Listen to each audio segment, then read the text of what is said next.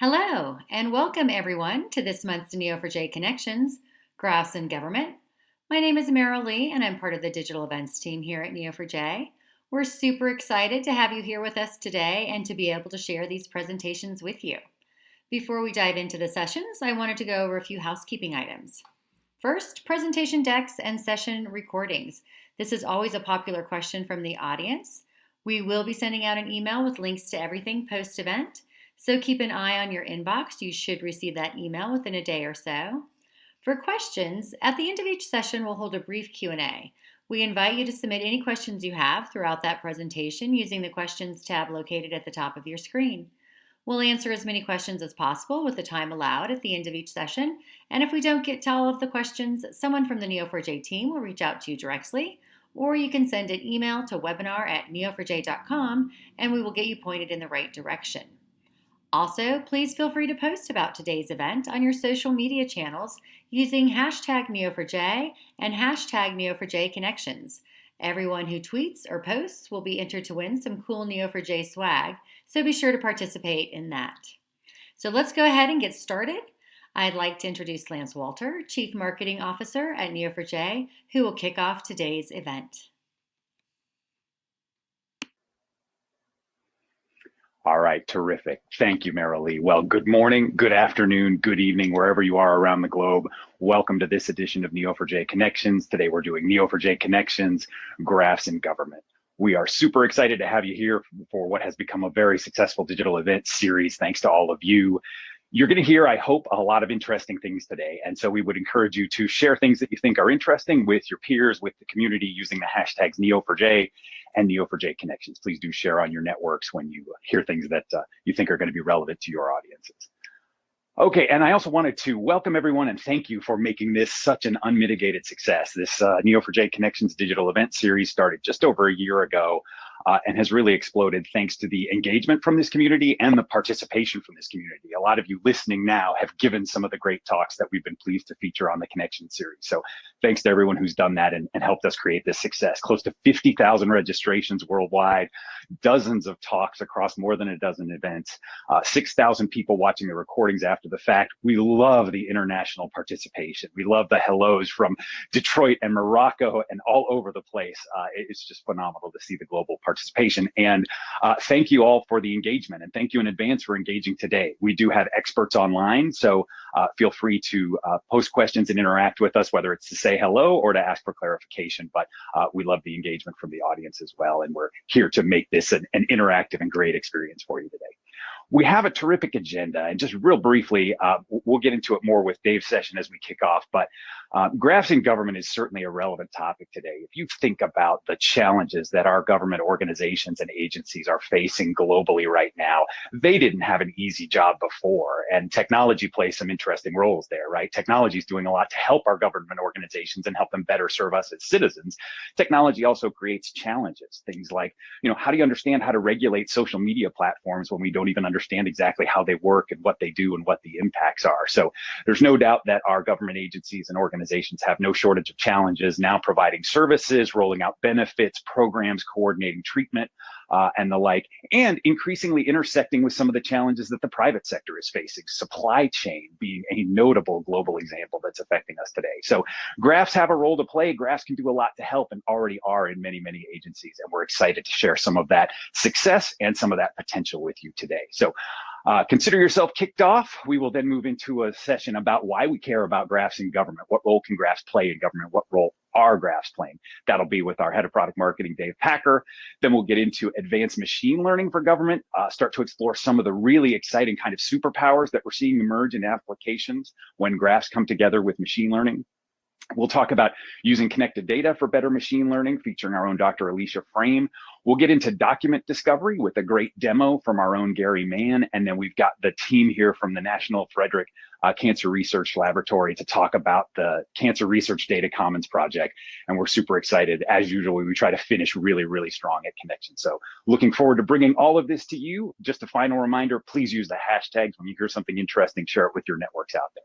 And with that, I'd like to introduce Dave Packer. Dave Packer is Neo4j's Vice President of Product Marketing And he's going to lead us off talking about the many different ways that graphs are helping governments manage the unique challenges that they face and better serve global citizens. He joined Neo4j last year, and Dave has many years of experience around software infrastructure, cloud computing, and data management. He's held product marketing, product management, and sales roles at category-leading companies like Autonomy and Druva. So let's get rolling. Welcome, Dave. Hey, well, welcome. Happy to be here today with you, and thanks, Lance, for the introduction. Really appreciate it. It's always great to have you go right before me, kind of set the stage. Today, I'm going to spend a little bit of time just talking about the importance of graphs in government. What are customers doing today? What are the use cases? Why are they using graph technology? And I think, through this talk track, hopefully we'll get some interaction and some questions as well. We can, help you understand like what areas we can provide, you can get the most benefit by utilizing Neo4j and graph technology. So, to start, I think, from a high level, there's a lot happening today in the data part of our industry, right? There's a lot of transformation between available resources, AI and machine learning, which has really matured over the last 4 or 5 years and being embraced by companies far and wide. The merger of kind of what are traditional data-driven organizations looking at reporting and things like that to more bringing in analytics. And I think sometimes when we look at that, you can rewind the clock 10 years and barely any company really had a data scientist at the time, right? And today companies have them as standard employees, kind of helping them kind of sift through the very large volumes of data that organizations are gathering and collecting today to try to really understand kind of what they can do to, be better with the organizations they interface with, innovate, and drive, better decision-making processes overall. And, probably one of the big, elements in this is just as I mentioned, the volume of data and data sources. We think about all the different sensor data, information we're gathering from all these places. And at the end of the day, how do we make sense of that all? And I think one way to look at it is that data for itself is great, but at the same time, data without the connections and context that we kind of collected and gathered it and understood it in really makes data unable to provide some of the information and some of the analytical capabilities that we need, that kind of sense of rich context that's really important for making those decisions, driving machine learning engines. And what most organizations have evolved to realize is that the data is super important, but the connections are just as important than that data, right? So you think about automated cars, all the different data sensors and everything happening within that environment. All of them are highly dependent on understanding time variables and data connections and where the information is coming from. And at the end of the day, what this is allowing for is a sense of kind of what I would call intelligent applications, or a new era of the ability for businesses to kind of harness that rich context in that data and use it in a way that helps them actually provide better capabilities in their organization. Whether that's your commercial business and you're doing personalization and you want to provide recommendation capabilities or personal health advice. Maybe it's you're doing discovery and you're really trying to find relationships and correlations between things in large data sets that a single person has a hard time kind of vetting through themselves without some very advanced analytics and tools to be able to run algorithms and really understand what's there to kind of bring out to the forefront kind of the unknown unknowns, right, around drug discovery and how drugs can have interrelationships, intelligence and data security. And another is obviously decision analysis, which a lot of times organizations want to take that to the level of being able to achieve that in real time. So, we think about fraud detection. Yes, we can take, historical data, we can load it, we can run a bunch of analysis on it, but wouldn't it be far better if we could find challenges and potential fraud rings and other issues more on a real-time basis so that we could protect our our organization and our employees, and also ensure that there aren't any improprieties happening that might affect our business or our organization. And then I think another one is, just data integration itself, right? Where we're trying to understand a full view of a situation, whether that be customers or employees or products that we're building, and really understanding all the dynamics. And when we talk about products, that can be things with millions and millions of parts or buildings or what have you, where really those relationships between things becomes super critical when we're doing things like maintenance or trying to really figure out supply or supply chains at the end of the day. And then, lastly, as I mentioned in the previous slide, machine learning and AI and just all the elements around that, where today, data really helps drive machine learning training and understanding and helping it make decisions on our behalf. But at the same time, the richer the context of the data and the more that we can understand kind of the relationships between the various elements of that data before we feed it into a machine learning system, the better we know that that system will have the richer context to provide better outcomes or greater insights that otherwise we might have missed if we didn't have that kind of information available to us today. And Gartner has said multiple times, especially in the last year, that the foundation of modern analytics is really going to be based on graph. The techniques around graph, the tools, those relationships and connections between data are really driving a lot of modern data and analytics. And at the heart of that is this capability of graph to be able to pull together and manage that data in a way that allows us to be able to query it, do analytics, run reports, etc., and kind of get to the results we're really driving for at the end of the day. And I think what we see is graph especially has experienced a rocket ship of growth in the last few years. I think, if you look back in DB engines, just a few years, you can see it's outstripped every other database technology in popularity as it continues to grow and expand, and companies start to find new use cases, or organizations do. It's very common for Neo4j where, we have a customer that will utilize the product for a particular domain because they have a particular use case, but quite quickly start expanding into 3 or 4 other use cases as they realize the value and benefits that come to the table, and as well as the ease of use of using graph technology to achieve their goals at the end of the day.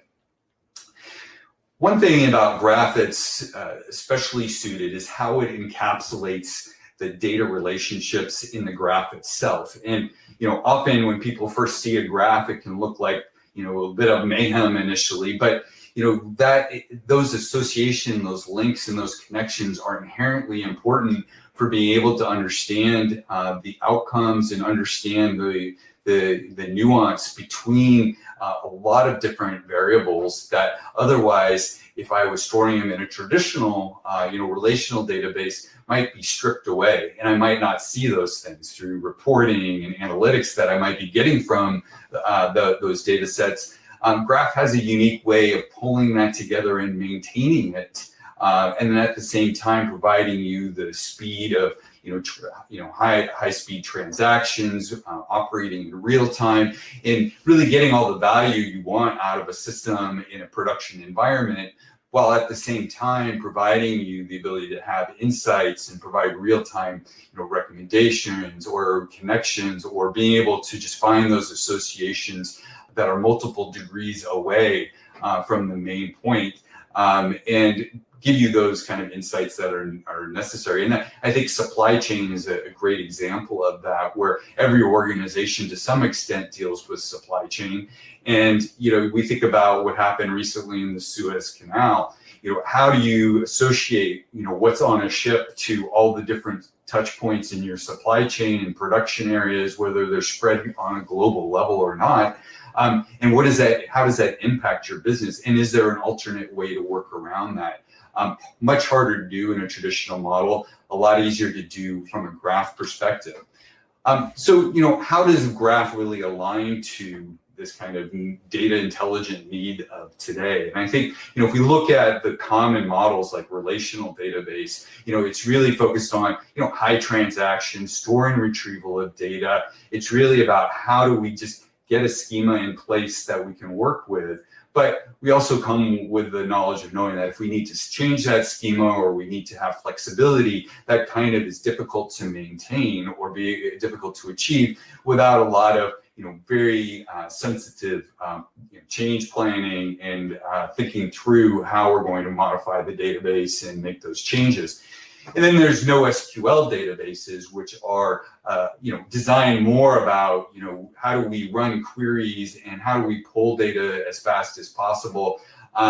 If we look at it from that standpoint, and object-oriented key value pair databases, highly valuable for particular types of queries and types of ways we want to operate with data. But a lot of the business logic and everything else has to sit within the application code itself. And then lastly, we have graph databases, right, which are really optimized around, again, those connections and those purpose-built needs, which I think what we see is that, organizations, once they get up to speed on graph, understand it, embrace it, really see the simplicity that it can bring at the end of the day, and how a lot of queries that could be very difficult to do in an SQL environment where you might be dealing with 20 or 30 joins on a very complex query, really can in a graph environment be distilled to a few languages, a few sentences of language that is actually very intuitive and sensical and get you high-speed results without having to go through the arduous process of building a very complex SQL coded system where you might have tons of joins and you have to do debugging and you have to do a lot of testing to really find out is it going to work optimally at the right performance level at the end of the day. So, let's talk a little bit then now about, we talked about graphs. So how are customers really leveraging it today, especially in the government environment, right? And I say that, when we think about graphs in government, there's quite a few domains. There's probably 5 that come to mind. One is, how organizations do oversight, things like money laundering, how do they detect it, how do they assess risk, and ownership throughout very extensive organizations. Security, how do we manage the security environment, understand things that might be happening and make correlations that are necessary to respond faster to potential security threats and incidents. How do we leverage it for data intelligence or human intelligence needs to be able to understand correlations between groups and people that might be very important from a security standpoint. And then I think, planning is another one where you have a lot of elements around product and supply and logistics and dependencies between different elements and items. Then there's science and education, which is really around research, as I mentioned earlier, drug discovery, exploration, and making correlations between, again, different items and maybe that's chemical analysis, et cetera, and identifying those faster.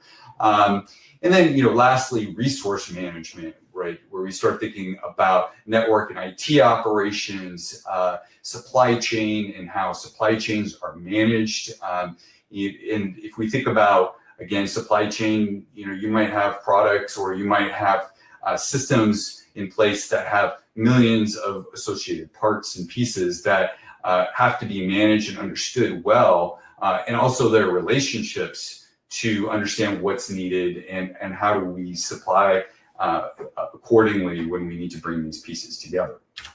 So let's talk about a few use cases of folks that are using Neo4j today. One customer, Lockheed Martin, their space division, they use us to understand the kind of the life cycle of their products, to have a 360-degree view and understand the association of all the different elements that make up different, if we're talking about satellites, all the parts that come together, and understanding what are all the pieces that are related and how they need to come together in a way to ensure success at the end of the day, and meeting their supply schedules and the component deliveries, as well as if something needs to be changed out, how does a particular change in a product that's being built or satellite that's being built, how does that change affect other elements in the end result that they're driving towards? Another one is the U.S. Army. This again, supply chain, where we're looking at, how do you drive down costs and improve delivery of parts and improve labor. We think about, I mentioned earlier, you might have a helicopter or a tank that has millions of parts in it. How do you associate all those parts and have an understanding, if I'm looking at a particular area around the drivetrain, that there's a bunch of other pieces associated in how that drivetrain's installed, the schematics, the wiring, and all these different things that might also need to be considered as part of change orders or things that need to be altered within the design.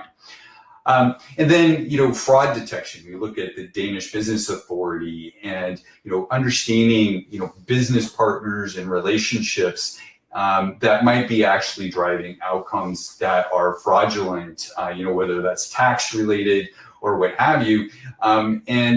This is obviously a big concern where, Graph uniquely allows an organization, an agency to look at all these different businesses, their relationships, how they come together, and be able to make decisions and have insights into, where fraud rings might exist. And I'll talk about this a little bit more in a few minutes. Another one is NASA. Here's a great example of where, when you're looking at it more traditionally from kind of a knowledge base perspective, where you have, years and years of learnings that are documented, you have, all these major projects where those learnings are super essential in making sure that the end result comes out the way they want. At the end of the day, if you want to fly a helicopter on Mars, there's a lot of learnings probably along the way in the last 10 to 20 years that help you ensure that when you hit the go button, that that it's going to work successfully, since you can't be there to man it directly. Mars mission is one of the areas where they've utilized Neo4j in that learning process, and they've been able to cut out over 2 years of time in their projects, as well as save millions of dollars in being able to interconnect all those learnings and relationships together from their historical record. So, let's talk a little bit about some of the other common use cases. One is, money laundering. Obviously, this is a big one where, organizations like the IRS, for example, really wants to understand the interrelationships between different parties, whether that's banks and businesses and particular folks that are representing other companies or shell corporations or what have you. When you think about fraud on a big scale, there's a lot of elements that really are moving parts that are hard to detect and understand. And kind of your classical approach to doing kind of reporting or analysis can provide a very limited view of the whole picture at the end of the day. And so, in a fraud-oriented or money laundering-oriented environment, being able to see the bigger picture, be able to understand the interrelationships between different parties and different banks and different businesses is super essential to being able to track it. And, we look at something like the Cali cartel and their money laundering. We can see there's a graph here. And this particular graph is an association of all sorts of businesses and individuals and banks and basically how the money moved around to these different accounts and back into the Cali cartel's pockets after the money was laundered. But to be able to really see that and understand it, you really need some kind of a environment where you can see those interrelationships, those interdependencies, see the centrality of where certain transactions are happening, being able to, detect those individuals who, might be using real identities or false identities, and make those interlinks so that you can really see the outcome and be able to track that down and have a high probability understanding that those individuals might be attached, or people that they're related to are attached to fraudulent activities or money laundering. Another area is around investigation and research, right? Where we think about the law enforcement practice, and how they have suspects, and there's all these various databases they use to try to pull information together. Some of it is individual histories of criminality, right? Others are recent events that might have happened. Others might be, again, relationships between them, those folks, and other parties, right? And when you're trying to do this type of research and investigation, trying to stitch all those pieces together can be extremely difficult. So you want to be able to look at reports, investigations, arrests, convictions, financial records, vehicles, all these different systems that span across information about a particular individual. Today, being only kind of limited to look at it from a single point of view really slows down the process and makes it very difficult for law enforcement to be able to have that full 360-degree view of a suspect and all of their relationships, and what are those patterns and things that we see commonly that actually allows us to have better understanding. So linking together this data and those relationships, graph is very commonly used to have a better insight and understanding of those outcomes at the end of the day. From a intelligence and security standpoint, we have another person today who is going to be talking, who will cover a bit about this particular domain around cybersecurity. But again, we're dealing with the need to be able to understand data intelligence across databases and a lot of disparate areas and domains of information. And there's a lot of other challenges, especially when we're talking about intelligence, the intelligence side, where we have to think about confidentiality, right, and information around PII and other things that we don't want to get out, or we want to make sure that it's locked down at a level where we can share that information but still feel confident that it's not going to be shared beyond certain parties, right? So we want to have certain levels of security and control over that data and be able to manage it accordingly to ensure that we're not breaching confidentiality at the end of the day. And there's a lot of security and intelligence. Graphs are used pretty extensively, and a lot of it has to do with all sorts of things around anti-terrorism and border control, identifying cyber crimes, and really understanding, again, those relationships between those various data sources and bringing that together so that people can actually search that information, go down deep, be able to, as we say, make maybe hundreds of hops of data to be able to understand those interrelationships between individuals, activities, and locations, right? So that we can, from that, extract a probable understanding of, is that something we need to dig down deeper into and understand better? Is this something we should investigate further? And being able to have those tools and capabilities at your fingertips is super important to be able to be successful in this environment. So what is the Neo4j Graph Data Platform, right? So at our core, we have our Neo4j Graph Database, which is really what's managing all the relationships and the data. It's ACID compliant, It's designed around high scale, high transaction environments, and it really delivers all of the data at your fingertips for doing those high-speed queries, doing that deep research and searching of that data to be able to interlink all that content information together in a way that can be represented for you to find what it is that you're looking for at the end of the day. Along with that, we have a lot of data integrations that also allow you to feed information into the system to be able to feed partial information or a full database, or use it as a transactional database in real time as an organization. And then along with that, we have a set of development tools and visualization capabilities to help you as an organization get up to speed quickly, start development in a graph environment, start using the core language of graphs so that you can quickly get successful, manage that database the way you need. And then if there's particular drivers and things that you need to connect to other environments or utilize it with various set of languages in your environment, enabling you to have those two so that you can build the applications that you're looking to build at the end of the day.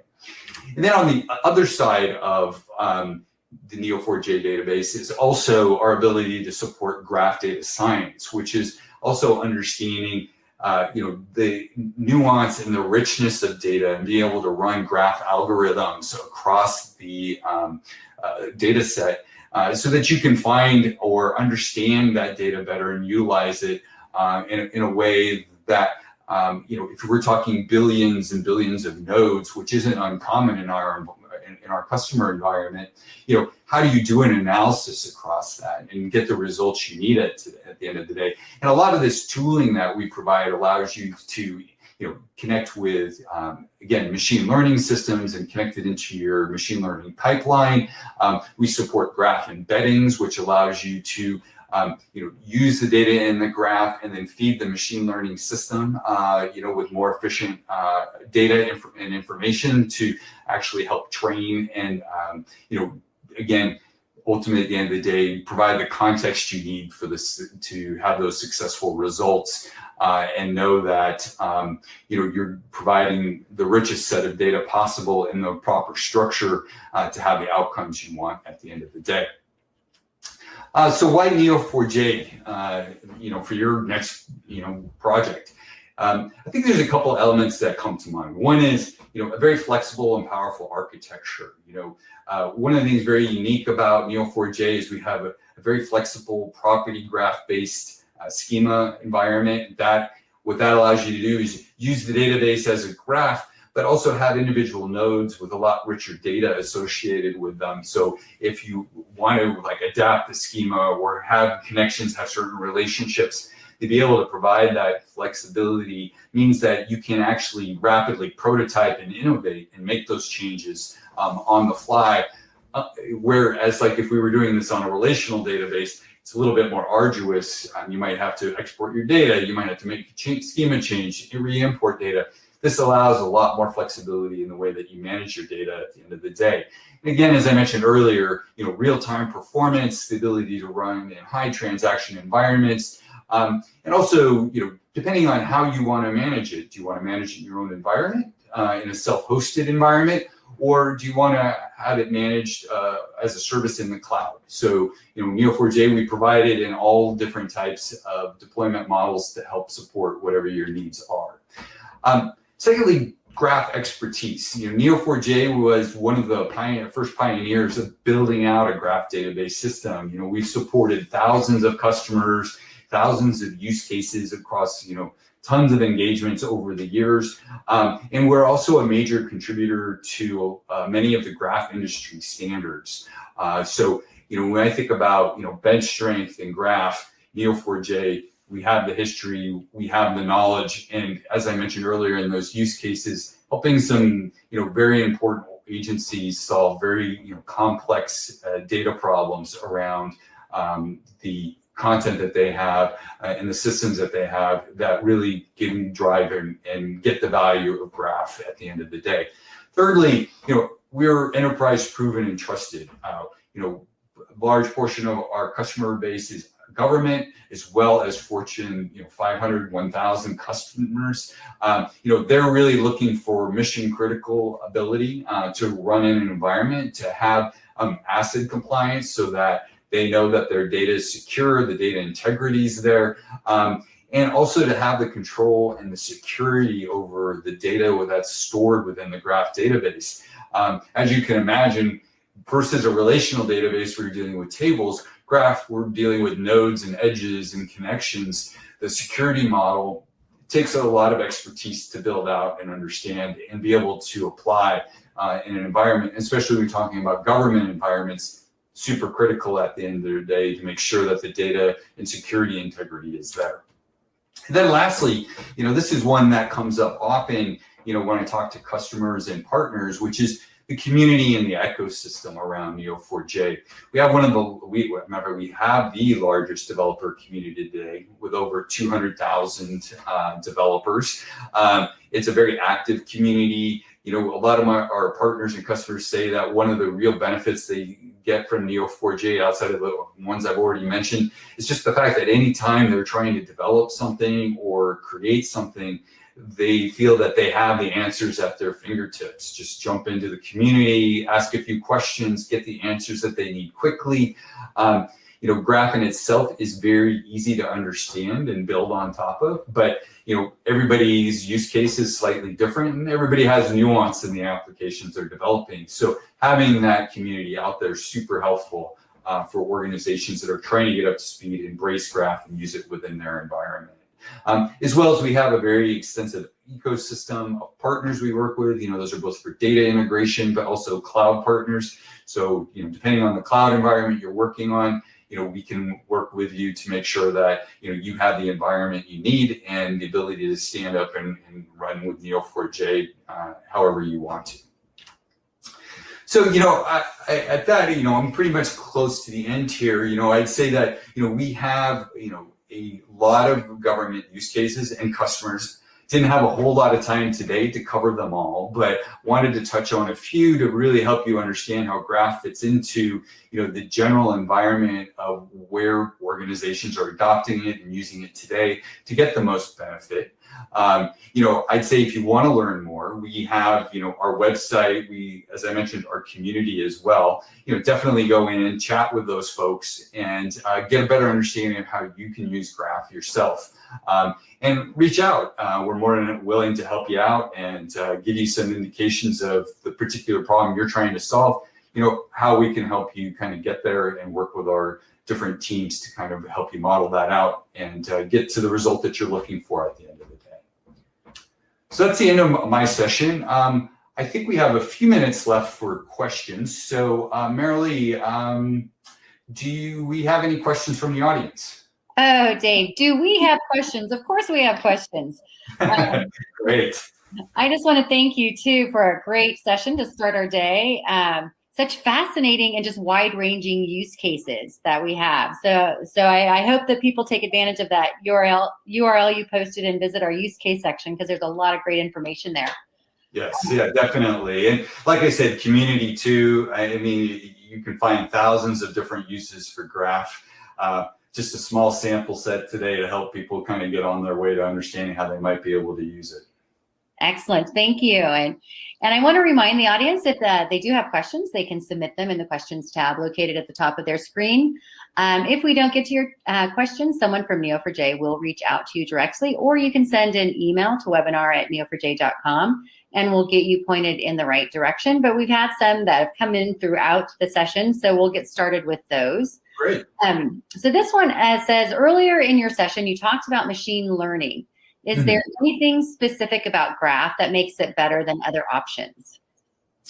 Yeah, that's a great question. I touched on it a little bit here and there, but when you think about machine learning systems in themselves, they're very graph oriented, right? When you think about the way a machine learning system is designed itself, it's nodes and edges and weightings and everything else that actually gets trained and ultimately gets to the result at the end of the day to get the categorization or predictions that we're looking for. One thing about graph that's unique is that in a way, it follows a similar model of a node and edge network, right? And a lot of those data relationships and associations can be embedded into the information that's handed off to the machine learning system. And the advantage of that is that you have an extra level of contextualized information that can be fed into the machine learning system at the end of the day. And what that allows for then is for a more holistic view of, you can say, of the data that's going into kind of the black box of machine learning, so that it can have a better sense of how to weight the different elements within the machine learning environment and provide a better outcome at the end of the day of predictability, right?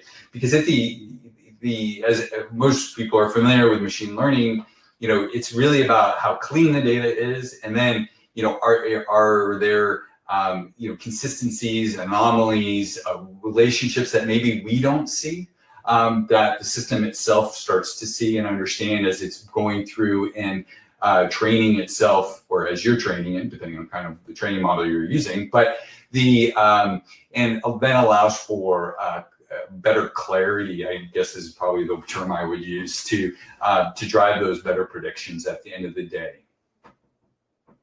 Great, thank you for that explanation. That makes total sense. Let's see, we have another one here that says, you mentioned a few types of databases earlier in the conversation. Could someone still use an RDBMS for doing graph type work? It's interesting. An RDB, it's a typical relational database system. You could do some of it. There's definitely, depending how much you want to do SQL programming and joining of information. When you think about a relational database, at the end of the day, it strips away the relationships. Kind of a interesting, I guess, oxymoron or something. I was going to say, that's a little bit of a misnomer there. Yeah, right. Because what you're doing is you're saying, well, I want to force this data into rows and tables, and I want to link them together through, indexes and relational tables. But at the same time, I'm kind of removing or whitewashing the data a bit from how it is really truly interlinked. And if I want to rebuild those relationships, I have to write a large SQL query with a lot of joins to get that relationships kind of merge back together in some kind of composite that will allow me to work with it. But at the same time, which is kind of interesting when you think about it, is I have to know what I want at the end of the day, and I have to know what I'm looking for and how I want to glue everything together. That creates a very kind of heavy overhead for a system. And so those joins and everything that else have to be created really slow down the ability for a traditional relational database to be able to pull the data and pull it together the way that you want to do the analysis on it. So on one hand, might work for one or two, as we call, hops across, or maybe 3 hops across, but you start getting into hundreds of hops, thousands of hops into the data. Very hard to build that out into kind of on top of a traditional relational database schema, and writing it in SQL code is, I would say, kind of a nightmare at the end of the day. And we've definitely seen that with our customers, where they've gone from using maybe 50 to 100 separate databases, but using a graph database, they were able to kind of condense, consolidate, and achieve that in a very small footprint. Right, and a lot of that is because of the data optimization they get at the end of the day, and the ability that the relationships are there. They're inherently in the data. Right, and kind of to your point of what you're saying, in a relational database, you kind of have to know what you're looking for, right? You're setting yourself up, and then in the graph world, it's more you discover things you didn't even know you were looking for to begin with, but they become the most important thing that you found. Yeah, I mean, that's always been the interesting thing. When you think about relational databases, it's very much about known knowns, and trying to predict based on kind of like doing analytics across those known knowns. Whereas a graph database often allows you to see things that you wouldn't have seen otherwise. Right? Exactly. And so it's a very different way of looking at data. And that's why I believe graph has really taken off, especially in the last 2 years, is because companies are really seeing that and they're embracing it more and more. Great, thank you. And it looks like we're running a little tight on time, but I want to ask this last question. It says, in a few of the use cases, there seems to be similarity to knowledge graphs. And so how is what you're doing different from knowledge graphs? Yeah, it's interesting. A knowledge graph, in a lot of ways, is a way that we look at and work with data, right? And a lot of that can be part of building out ontologies or understanding kind of synonym relationships of parts or what have you. And I think knowledge graphs often get applied to a kind of a broad range of ways of working with knowledge in general, right, of an organization. The one thing unique about Neo4j is we get used for knowledge graphs all the time. Matter of fact, I'd say it's probably one of the largest usage models of Neo4j.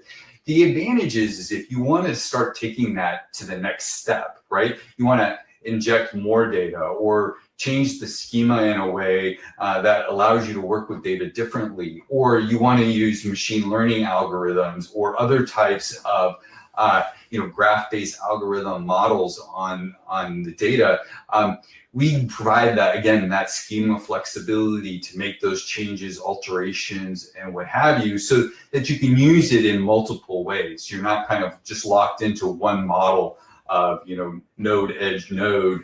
Instead, you can have a node with additional properties and information, an edge with additional properties and information, and be able to capitalize that and use it much more extensively for a lot of different use cases beyond just knowledge. And you think about knowledge graph. Great example was the one of Lockheed Martin or even NASA for the Mars. Taking that knowledge, putting it into a graph to be able to have access to it and do research against it. Great, thank you for that excellent explanation there. Dave, we could go on and on. This has been such a great session to start our day today. I enjoyed it. It was great to connect with everybody out there today. Oh, good. Well, thank you so much for your time. And for those in our audience, our next session will be starting in just a few minutes, so stay tuned for that. Thanks so much.